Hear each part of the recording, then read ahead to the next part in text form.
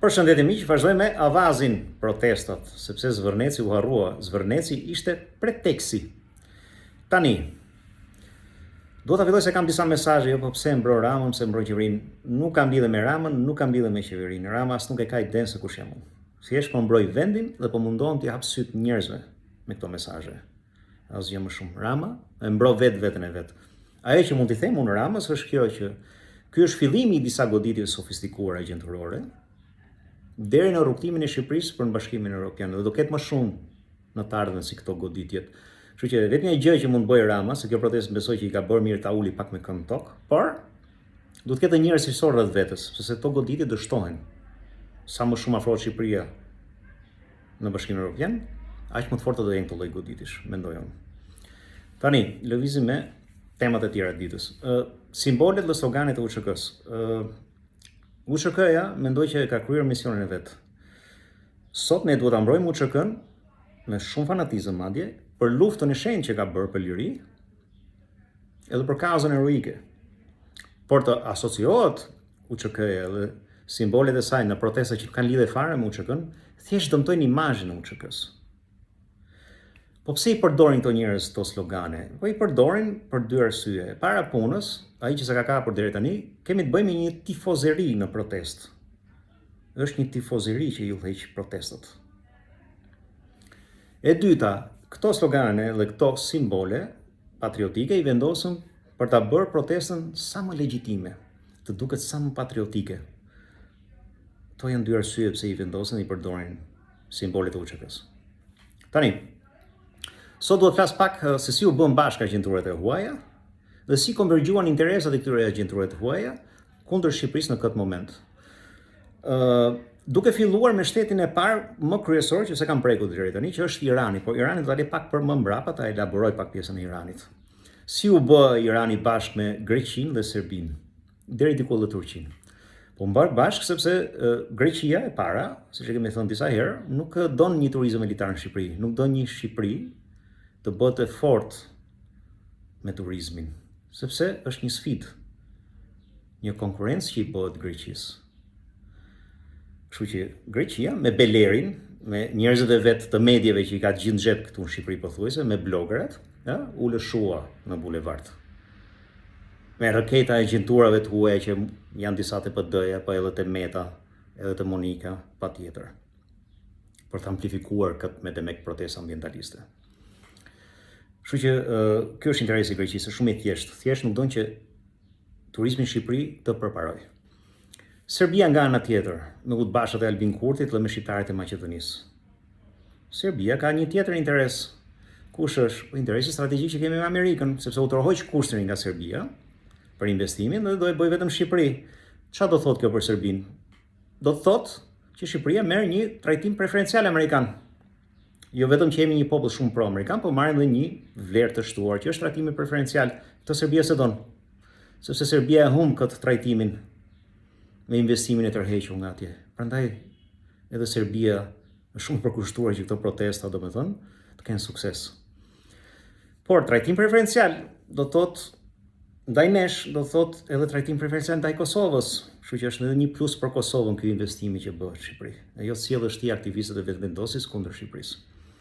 Por për Kurtin kam vetëm diçka për t'i thënë. A është e vërtet që vetvendosja ose ti personalisht është e vërtet që ke marrë financime nga Irani? Do kisha shumë dëshirë ta dëgjoj përgjigjen e kësaj pyetjes. As po t'akuzoj, po mendoj që është një pyetje që meriton një përgjigje. Tani, dalim tek pjesa e Iranit. Ç'ne Irani në një kontinent tjetër të bëjë gjithë këtë luftë kundër Shqipërisë.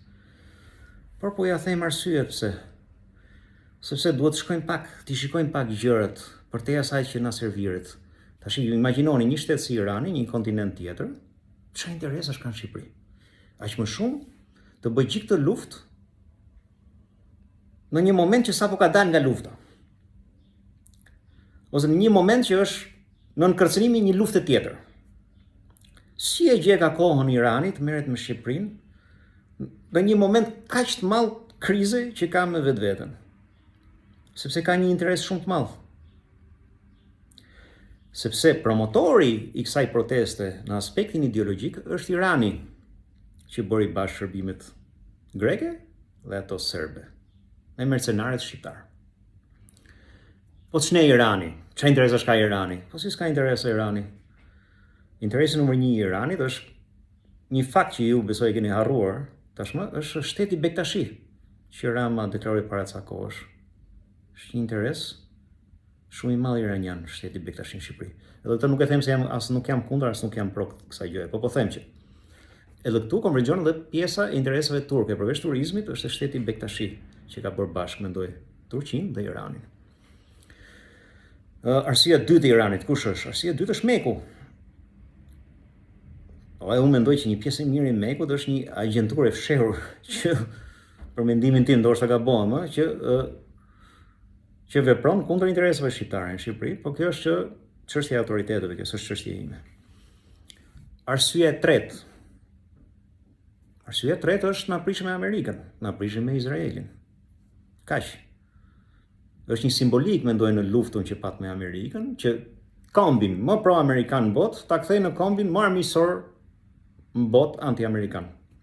Kështu që mendoj që e shikojnë si një lloj fitorie simbolike që ose realizojnë planin që kombin më pro-amerikan në botë ta kthejnë në një komb që urren Amerikën më shumë se të gjithë. Edhe goditjet I ka pas shumë sofistikuara. Me ato memet me Lego, është gjithë dora iraniane, me bocat, me inteligjencën artificiale, është gjithë dora iraniane. Shteti vetë është pro këtyre protestave, që kanë dalë hapur fare.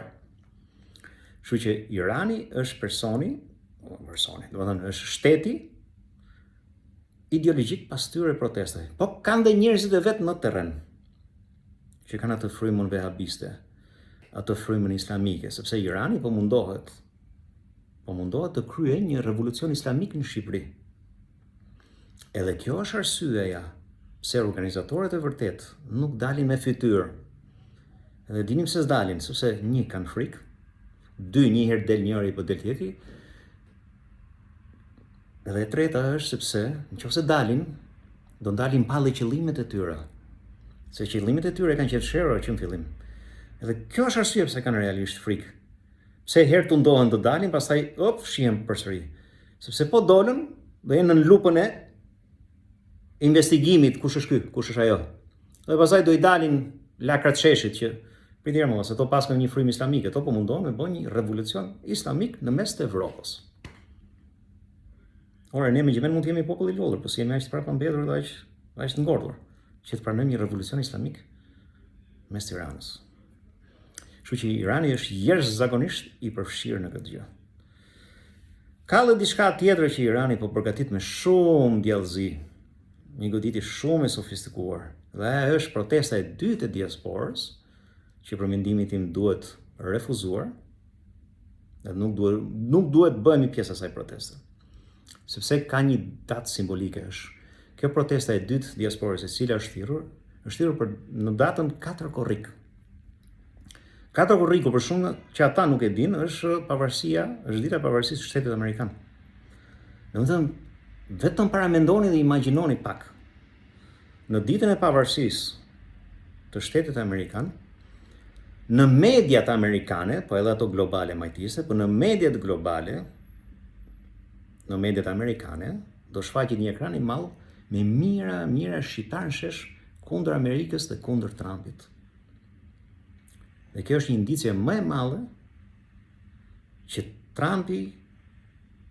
Trumpi jo vetëm po merr një goditje nga Shqipëria, por që me ndihmën e Iranit po na nxjerr dhe ne imazhin si nga një popull pro-amerikan, duke na nxjerrë si një popull më anti-amerikan botë. Prandaj protesta është thirrur, protesta e dytë e diasporës me datë 4 korrik. Edhe ju ftoj ta refuzoni këtë pjesëmarrje sepse është turp më I madh. Që do dalin fytyrat e shqiptarëve nëpër botë, nëpër mediat amerikane, ndërkohë që ato festojnë si anti-amerikan dhe anti-investimeve amerikane. Kuptoni çfarë po bëhet atë? E kuptoni si jemi duke u tërhequr prej hundë neve? Se si janë duke lozur me ne? A e kuptoni ju apo nuk e kuptoni? Po hapni syt. Edhe ironikisht dhe çuditërisht kemi një parti demokratike, një PD amerikane, që flirton me regjimin iranian për t'i rënë Trumpit.